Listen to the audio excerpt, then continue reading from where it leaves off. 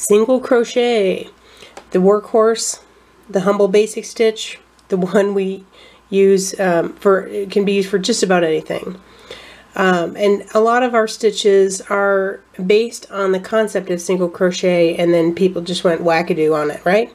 So for single crochet, as the name implies, we start with a single loop on our hook. That's going to be our clue.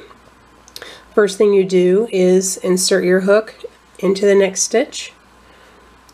So you can see that my hook is underneath that teardrop shaped 2 loops on the top.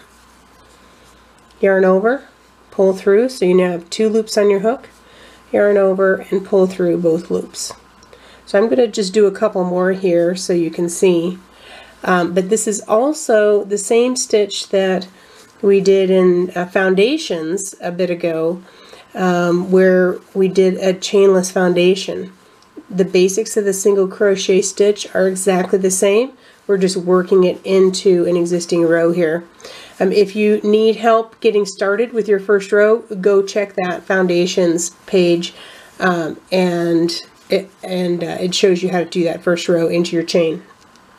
Some of the more common variations for single crochets are things like increases and decreases, where the stitch itself is pretty much the same, but we're using it to create a shape in the piece. So whether it's toys or hats or garments. So the way you do an increase is really easy. It's just working 2 stitches in the same place. So we're going to start by working 1 single crochet, and then we're going to go right back to that same place and do another single crochet. So that's an increase. You see how they both work into that same space? So we'll do another one just so you can see.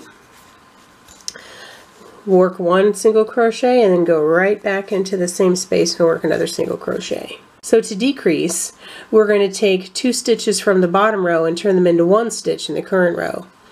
And the way we do that is to start your single crochet, yarn over and pull up a loop, but before finishing that stitch, insert your hook into the next stitch and pull up a loop. So you've got 3 loops on your hook. Yarn over and pull through. Let me work to the end here and turn around so we have a little more space.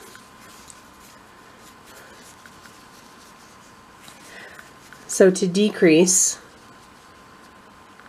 we're going to work over these next 2 stitches. We're going to pull up a loop here, and then before we finish our single crochet, we're going to pull up another loop here, yarn over and pull through all 3. And if you look closely, you can see the bottom ends of each of those single crochets are separate, and yet the top is joined together, and that's what's going to give us a nice solid fabric when we're working the rest of our piece. So there's another kind of single crochet called an extended single crochet, and that's very similar to what we did in the chainless foundation. You're going to start the same as a regular single crochet, but instead of finishing your stitch, you're going to chain 1, which means yarn over and pull through just that last loop there on the left. So you can see that chain 1, and now I'm going to finish my single crochet. So if I pull it apart a little bit, it looks like, you know, like maybe there'd be some extra space in there, but it actually works out really well when you have a row full of them, or a hat full of them, or a sock full of them, because what happens is that extra little chain just kind of smooshes down in the bottom there and kind of makes it thicker and fluffier. You can kind of see where I have spaces in these other ones here, but you don't see those spaces between the extended stitches as much. And so, but I also want to let you know I'm using a larger hook here so that I can move faster than I would normally use for this yarn, so some of that space is due to that.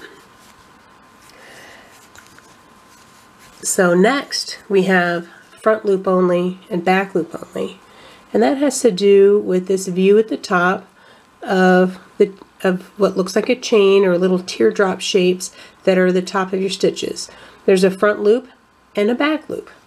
So the front loop is actually the bottom loop in this image right here, because as I turn my work as I'm working, that's the loop that's facing me, that's the front loop. So the back loop then is the loop that's on the top in this image because it rotates towards the back. Front loop only just means work your single crochet the way you normally would, but just work through these front loops. Same thing with back loop. It means just use the back loop only, but work your single crochet as usual. So I'm going to do a row of front loop only single crochet so you can see what that looks like. Alright, so it doesn't look that much different from the front, but you can tell from the back, if I rotate this around, that where these open loops are. Can you see that line right there? Those are the back loops that are just being left free there. So now they're called free loops. But what if we wanted to do back loop only? Back loop only, then we have to skip over that front loop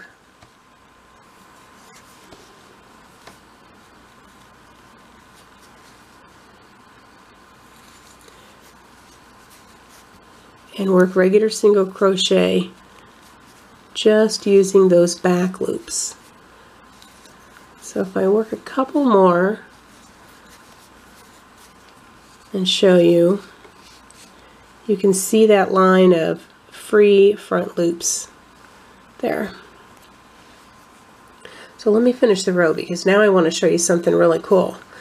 Basically, anytime you start with one loop on your hook and you just have this one stage stitch, it's going to be a single crochet regardless of how you place it.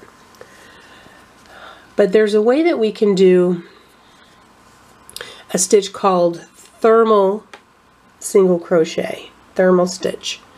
And it's a really thick, dense stitch that uses single crochet. But the way it works, if I tilt this towards me, you can see not only the tear-shaped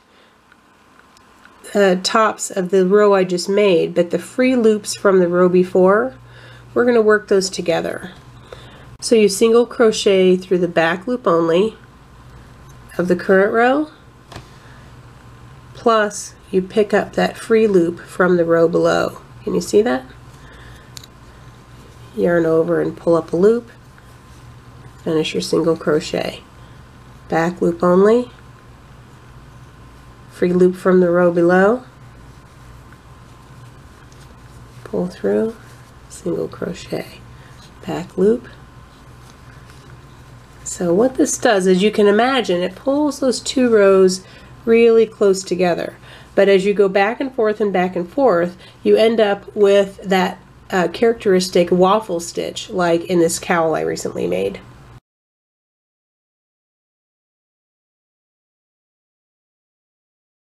Another popular stitch variation for single crochet is called the linen stitch, the moss stitch, the granite stitch. It goes by many names, but it's actually my favorite for blanket edging and dishcloth edging, where I want it to have a little bit of give so that it will stay square. You do a regular single crochet and chain one, and then you skip one.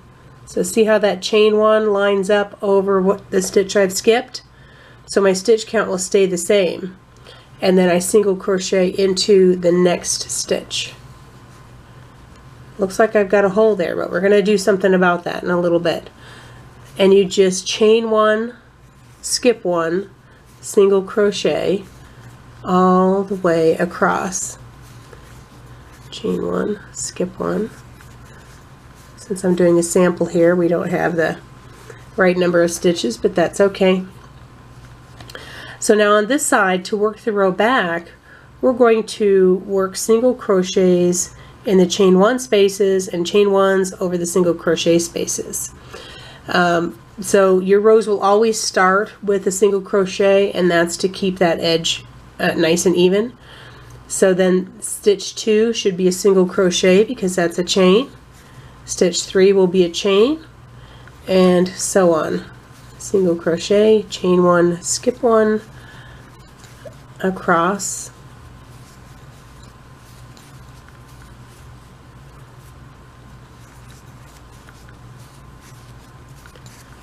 and you can see how this is kind of coming together. So you always start with a single crochet and then you alternate.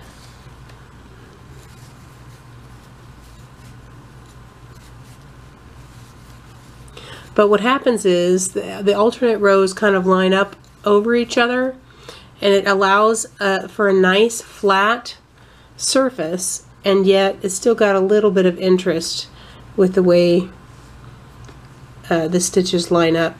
A little bit of stretch, a little bit of give, but it works out nice and flat. Lastly, I want to show you the reverse single crochet, and this is used mostly for edgings to finish things off, and it's going to be exactly how it sounds. Instead of working our row right to left, we're going to work our row left to right. So I've got my chain 1.